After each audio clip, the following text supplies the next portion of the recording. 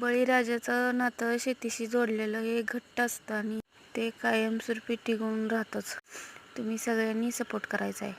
आम्ही गावखेड्यातले असेल तरी पण आम्ही शेतकरी आहे. शेतीची आवड ही मनात रुजलेली आहे, अशी कायमस्वरूपी मनातच राहणार. करताय ना सपोर्ट शेतकऱ्यांना. आता शेतकऱ्यांनी शेतीमध्ये पायरवलेत की शहराच्या दिशेने जाण्याची वाट पाहतोय शेतकरी.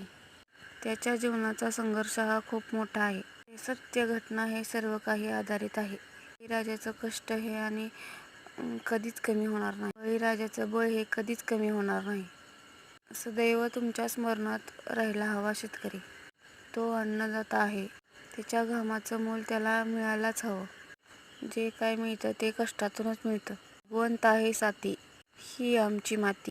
जोडीला आहे तुमची साथी, भरून द्या आमची ओटी. सदैव तुमच्या पाठी, करायच्या सदैव श्रमाची वाटी. मळा फुलवतो हा